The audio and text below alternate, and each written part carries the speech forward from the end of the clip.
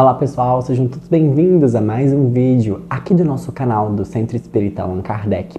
Eu espero de coração que todos vocês estejam bem. No vídeo de hoje nós estaremos continuando, dando sequência ao estudo dessa obra maravilhosa, Estude Viva, que tem como principal objetivo fazer com que nós possamos aplicar os ensinamentos espíritas na nossa vivência. Na certeza de que o estudo esclarece e a vivência é a oportunidade de praticarmos aquilo que estudamos.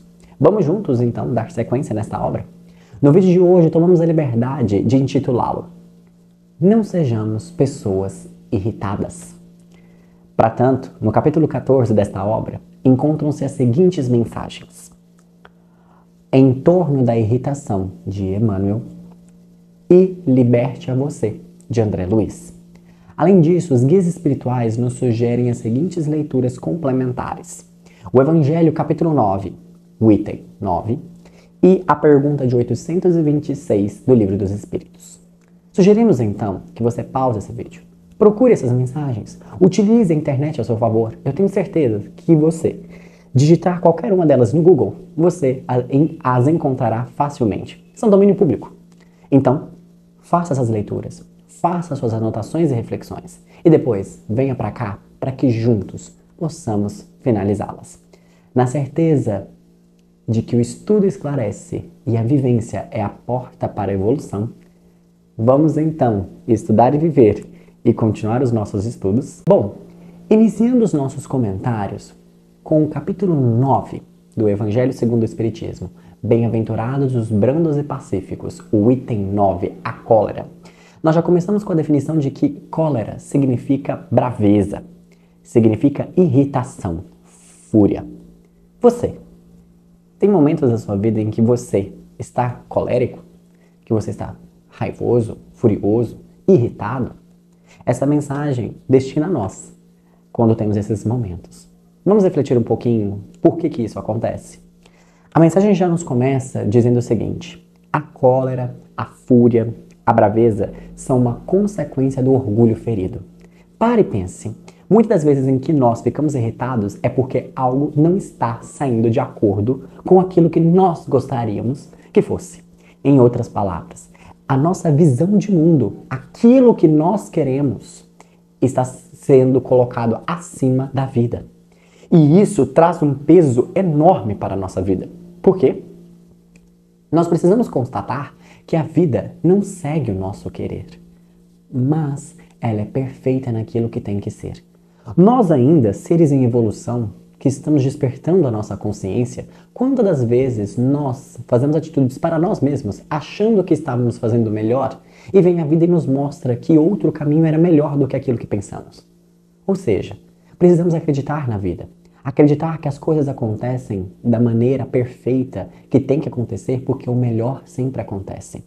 Lembremos de outros estudos aqui desta obra em que nós vimos. Às vezes o vento vem e derruba a árvore. Triste, mas ele purifica o ar que trazia uma doença letal. Observe, muitas das vezes quando nós pensamos em acontecimentos ruins, nós precisamos entender que o melhor para nós é aquilo que nos torna ser humanos melhores. E nós precisamos desvincular da nossa cabeça de que bom é algo agradável. Um exemplo que eu gosto muito: o remédio amargo também cura. Ou seja, ele é bom, ele é ótimo, mas ele não é agradável. Nós precisamos desvincular esta ideia de que o agradável é bom. E na maioria das vezes nós vamos observar que o bom, na verdade, é aquilo que nos torna um ser humano melhor. Então essa mensagem do Evangelho nos convida a refletir que o orgulho ferido, ele causa como um sintoma, se não controlado, essa irritação, essa cólera, essa braveza. Então ele comenta, o orgulho nos cega, não nos permite, a gente não permite nem qualquer comparação. Se alguém vir me comparar com algo ou com alguém, se algo estiver fora do meu controle, se alguém estiver caminhando mais do que eu, opa, não, mas peraí, eu sou o melhor, eu tenho que estar na frente, eu tenho que falar. Observem, isso traz um peso enorme para a vida, porque nós temos aquela noção errada e nós temos que construir isso de que, para eu ser melhor eu tenho que estar sobre o outro, e nunca foi isso. Superação é superar a si mesmo. Crescimento é crescer a si mesmo. Ser o melhor é ser melhor do que você foi ontem. E não em comparação com o outro. A comparação nos adoece. Nós estamos ali abrindo mão da nossa individualidade, da nossa identidade, querendo ser iguais aos outros. Nós precisamos entender que as diferenças não significam divergências. Diferenças existem. Divergências são criadas. Nós precisamos parar com essas divergências. Nós precisamos verificar as diferenças como um fator de soma. O outro trazer uma peça a mais desse quebra-cabeça, trazer algo a mais ao mundo. E nós temos que entender que sucesso, nós temos que entender que evolução nunca foi crescer sobre, mas crescer com. É unir, é promover laços de fraternidade. E é nesse momento em que, quando nós não vigiamos o nosso orgulho, não vigiamos o nosso valor de autoimportância e nos colocamos acima dos demais, do mundo, da vida, a nossa vida se torna muito pesada. Porque nós observamos que a vida não segue aquilo que nós queremos. E graças a Deus por isso. É nesse momento, então, que a irritação vem. Nós nos sentimos irritados quando tudo aquilo foge do nosso controle. E observe, precisamos também parar e pensar o que nós conseguimos realmente controlar. E fazendo essa pergunta, nós vamos observar, só tem uma coisa que nós conseguimos controlar, nós mesmos. Os nossos pensamentos, as nossas falas, as nossas atitudes. Tudo que vem externo a nós não conseguimos controlar. E entender isso e aceitar isso já tira aí um grande peso da nossa vida. Quando você começar a ficar irritado com algo, pare e pense. Estou irritado com algo que eu não consigo controlar? Que não depende de mim? Então, devemos treinar a nossa mente para não nos preocuparmos com isso. E tem uma coisa muito interessante. A grandeza do orgulho, o tamanho do orgulho de uma pessoa está ligado à grandeza que ela atribui à sua autoimagem. Ou seja, quanto mais ela se acha importante, quanto mais ela se coloca em cima das pessoas, maior é o seu orgulho. E aí há um problema. Essas pessoas elas ficam melindrosas. Essas pessoas, qualquer comentário que chegam até elas, que fogem daquilo que elas esperam, ficam irritadas, ficam chateadas e geralmente descontam isso nos outros. E essa mensagem continua. Se nós pudéssemos analisar a nós mesmos nesses momentos de raiva, nesses momentos de cólera, como se a gente fosse um observador ali olhando alguém, ele fala que poderia acontecer duas coisas. Primeiro, você olhar e sentir medo de si mesmo, se compararmos com um animal feroz. Ou talvez você olhe para você e fale, meu Deus, que ridículo. Quantas vezes nós julgamos os outros nos momentos de cólera dos outros e falamos, gente, mas essa pessoa está sendo ridícula. Nossa, essa pessoa, vixe, eu tô com medo dela. Por que nós não fazemos uma autoanálise e paramos e pensamos, nossa, nos momentos que eu tô daquele jeito, nossa, é assim que eu fico? Lembre-se, nós vemos nos outros aquilo que há em nós. Deus nos dá a oportunidade da convivência para que nós possamos observar maneiras de ser e de não ser. E ele continua. A primeira vítima, quando nós pensamos nesse momento de cólera, de raiva, de braveza, somos nós mesmos. Nos adoecemos. Quantas pesquisas científicas nos mostram a ideia da cólera, da fúria, ser algo péssimo para a nossa saúde? Isso desequilibra a nossa energia, isso desequilibra o nosso dia.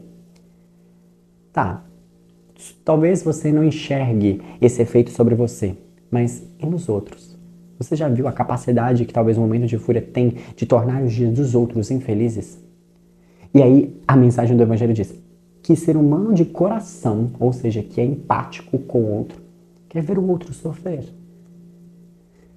Pare e pense, o quão ruim é transformar o dia do outro um dia infeliz. Talvez por um momento de raiva que você teve ali que você explodiu. Qual a necessidade? Não há uma outra maneira de talvez expressar esse sentimento sem ser pelo meio da raiva? Talvez o silêncio seja uma alternativa. Então é nesse momento que ele fala, esforça para dominar-se. Ou seja, nós estamos aqui em evolução. E lembre-se daquela frase que eu gosto muito e já disse aqui em vários vídeos e repito.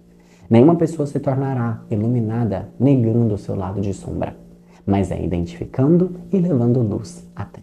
Ou seja, Se nós identificamos as situações onde nós nos tornamos pessoas irritadas, onde nós nos tornamos pessoas coléricas, primeira coisa é identificar essa situação.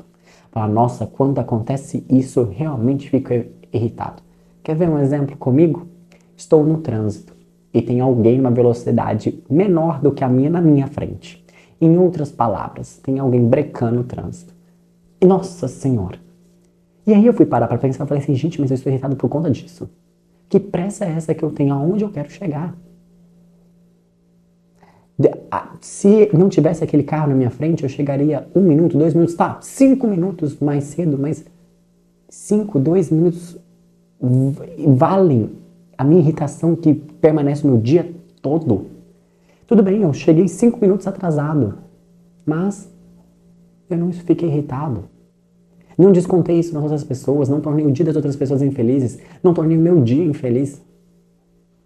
É nesses momentos que nós devemos observar que eu não consigo controlar o trânsito, eu não consigo controlar a velocidade do outro, mas eu consigo sair mais cedo de casa.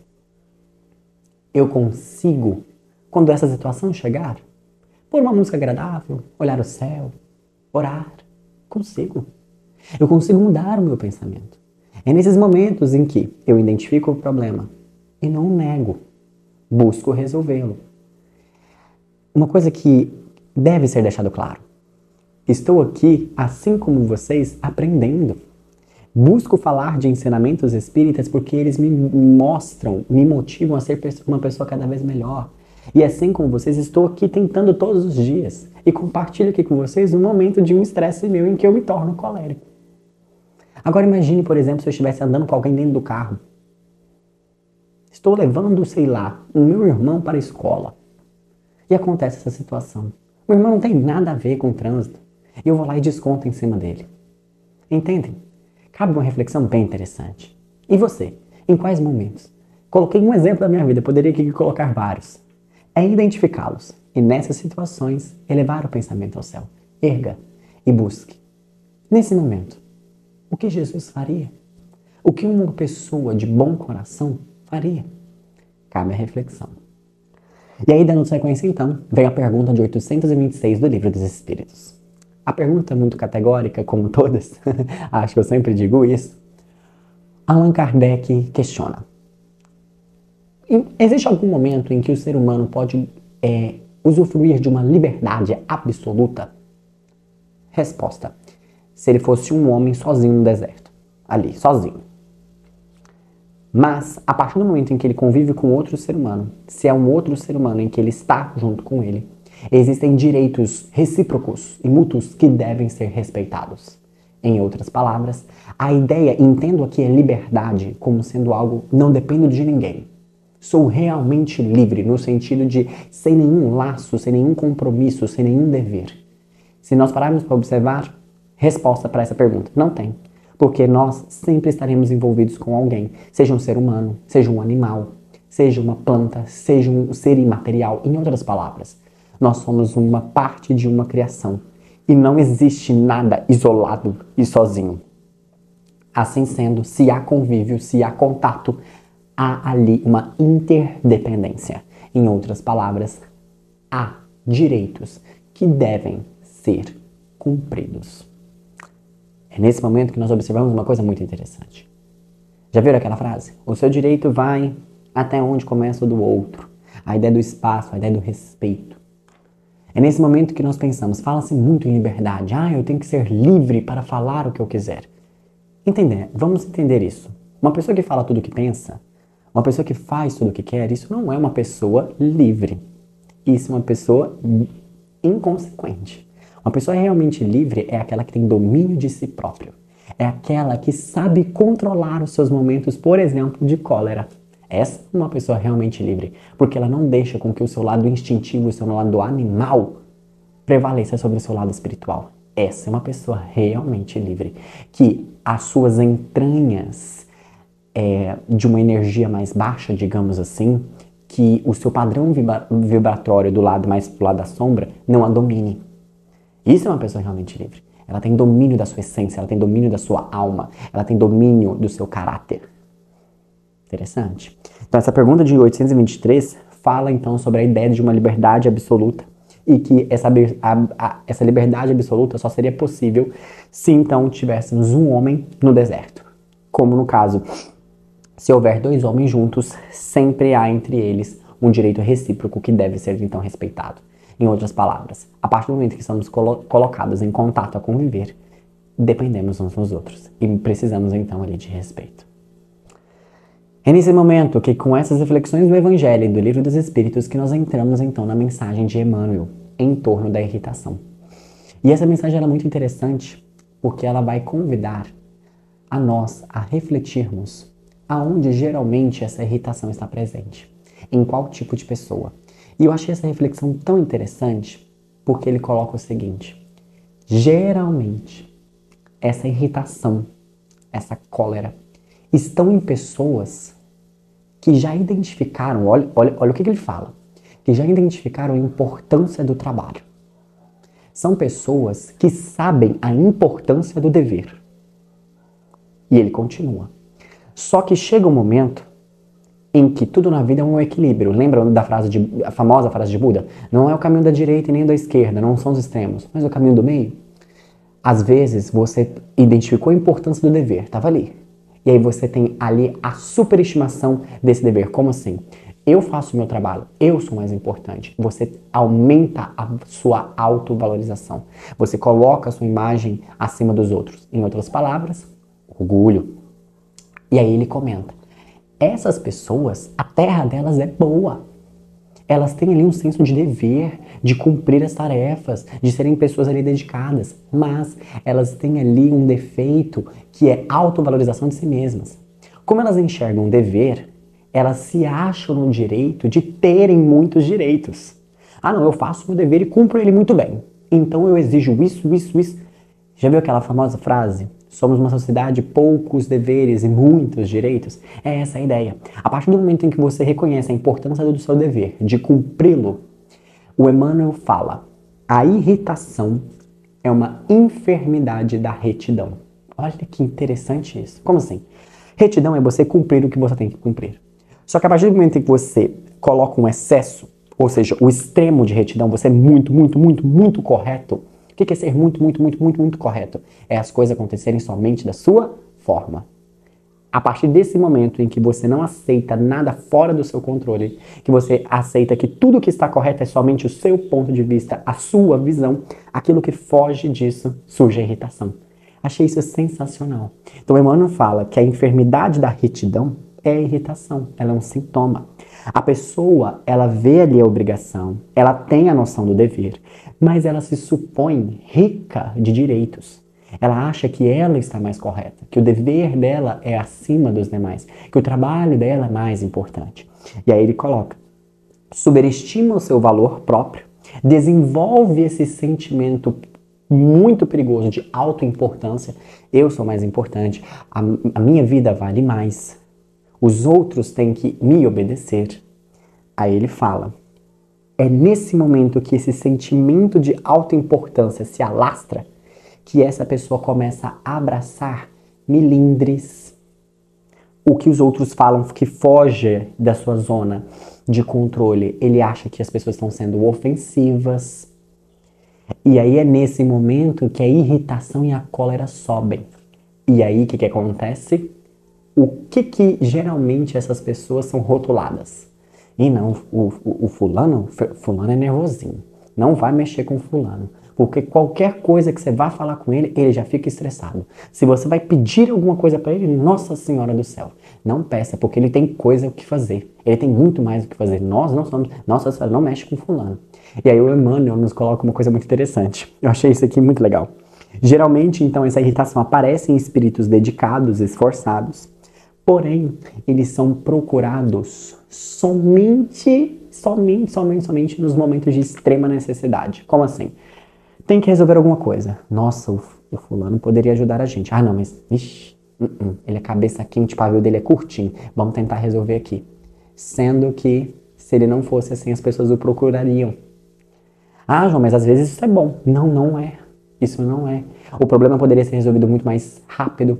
Poderiam ter um sentimento de comunidade, de ajuda mútua. Aquele que se isola, ele acaba ali É como se fosse uma planta que isolasse a sua raiz e não permitisse mais absorver nutrientes do solo. Isso é um absurdo. E o ser humano tem a capacidade de fazer isso, de se isolar e não permitir mais essa troca com outros seres humanos.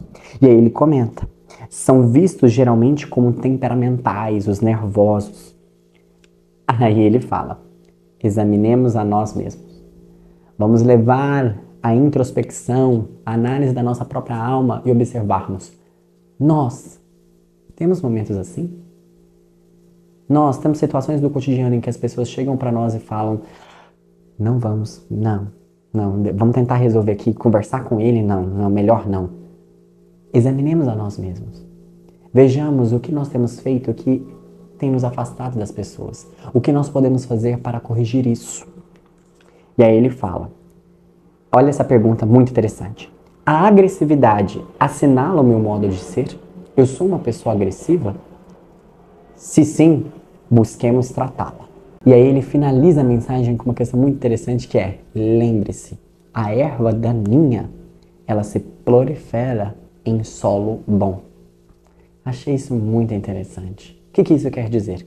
O espírito, ele é bom, o solo dele é bom, ele tem um dever, ele está trabalhando, ele tem uma noção de dever muito boa, mas ele precisa do controle. Lembra dos extremos? Às vezes tem a falta, mas o excesso também ali. O excesso, ele é prejudicial, nós precisamos buscar o equilíbrio. Devemos fazer o nosso dever? Devemos.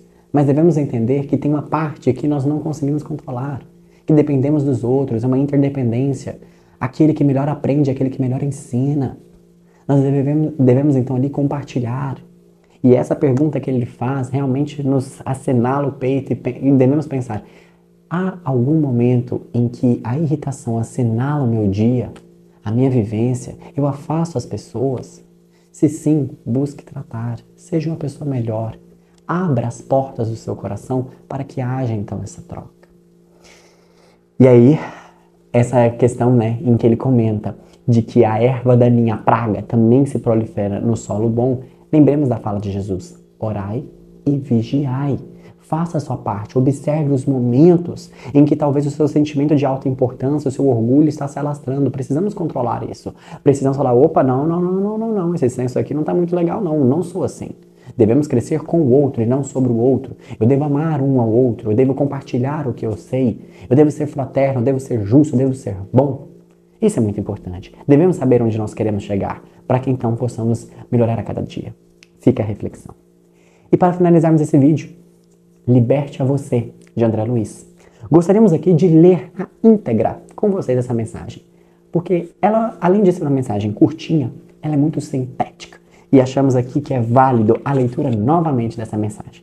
Olha que interessante, ele diz o seguinte, liberte a você. Lábios envenenados pelo fel da maledicência não conseguem sorrir com a verdadeira alegria. Ouvidos fechados com a cera da levianidade não escutam as harmonias intraduzíveis da paz. Olhos empoeirados pela indiscrição não veem as paisagens reconfortantes do mundo. Braços inertes na ociosidade não conseguem fugir à paralisia. Mente prisioneira no mal não amealha recursos para reter o bem. Coração incapaz de sentir fraternidade pura não se ajusta ao ritmo da esperança e da fé. Liberte a você de semelhantes flagelos. Leis indefectíveis de amor e justiça subentendem todos os fenômenos do universo e fiscalizam as reações de cada espírito. Assim, pois, no trabalho da própria renovação, a criatura não pode desprezar nenhuma das suas manifestações pessoais, sem que dificilmente marchará para a vanguarda de luz. Ou seja, olha que interessante essa parte. Trabalho da sua própria renovação. Você está buscando melhorar. Ótimo. Não tem como você buscar ser melhor, buscar a sua renovação, se você não analisar as suas manifestações pessoais. Lembra daquela frase bíblica? Pelas suas obras vos conhecerei? Quais têm sido as suas obras? O que você tem falado? O que você tem feito? Qual tipo de marca você tem deixado às outras pessoas? Não tem como nós pensarmos em mudança pessoal se não mudarmos as nossas atitudes. E um conselho que eu acho muito interessante. Muitas das vezes, nós temos um hábito que nos entristece, que nos torna ali uma pessoa infeliz, e você quer mudar aquele hábito. Lembre-se, o hábito não começa pelo hábito em si. Ele começa inicialmente pelo seu pensamento. Cuidado com os seus pensamentos, porque os seus pensamentos viram palavras. Cuidado das suas palavras, porque as suas palavras viram ações. Cuidado com as suas ações, pois as suas ações viram os seus hábitos. Cuidado com os seus hábitos, eles tornam o teu caráter. O que eu quero dizer com isso? Se você quer mudar um hábito seu, se você quer mudar o seu caráter, inicie pelo começo, pelos seus pensamentos. Mude seus pensamentos. Consequentemente, você mudará a sua palavra. Mudando a sua palavra, você mudará as suas atitudes, que mudará os seus hábitos, que mudará o seu caráter. É nesse momento em que todos nós juntos estamos aqui buscando ser pessoas cada vez melhores, devemos refletir. Temos sido pessoas irritadas? Se sim, retomo o título desse vídeo. Não sejamos pessoas irritadas. A irritação é o contrário, é o caminho contrário da fraternidade, da caridade, da humildade. Sejamos pessoas dóceis. Vamos abrir os nossos corações para aprender com a vida e entender que nem sempre a vida segue o nosso querer, mas ela segue naquilo que ela tem que seguir e ela é perfeita naquilo que ela tem que ser. Um beijo no seu coração e te vejo no próximo vídeo. Até mais, pessoal!